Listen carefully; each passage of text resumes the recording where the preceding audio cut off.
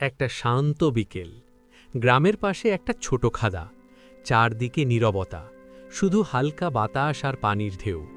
হঠাৎ খাদার পাশে দাঁড়িয়ে থাকা একটা কুকুরের দিকে সবার চোখ পড়ে।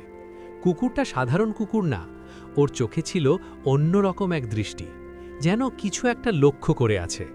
সবাই ভাবল হয়তো পানি খাবে, কিন্তু না, কুকুরটা ধীরে ধীরে খাদার ভেতরে নামতে শুরু করল। মানুষ অবাক, কারণ সাধারণত কুকুর পানি এড়িয়ে চলে। পানিতে নেমে কুকুরটা একদম স্থির হয়ে দাঁড়িয়ে রইল, একদম মাছ শিকারীর মতো। কিছুক্ষণ পর দেখা গেল পানির ভেতরে ছোট ছোট মাছ সাঁতার কাটছে। হঠাৎ 1 সেকেন্ডের মধ্যে চাপ! কুকুরটা মুখ বাড়িয়ে ধরার চেষ্টা করল মাছ।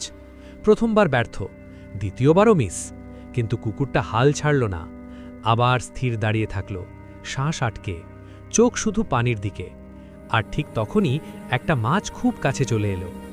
এক ঝটকায় কুকুরটা মুখে তুলে নিল মাছটা। চারপাশে মানুষ চিৎকার করে উঠল, দেখ, কুকুরটা মাছ ধরেছে! কুকুরটা ধীরে ধীরে খাদা থেকে উঠে এলো, মুখে মাছ, চোখে এক রাশ আত্মবিশ্বাস। সেই মুহূর্তে সবাই বুঝে গেল, প্রতিটা প্রাণীর মধ্যেই আছে আলাদা প্রতিভা। আমরা মানুষ হয়েও অনেক সময় চেষ্টা করা বন্ধ করে দিই। আর এই কুকুরটা আমাদের শিখিয়ে দিল, ধৈর্য আর চেষ্টা থাকলে অসম্ভব বলে কিছু নেই।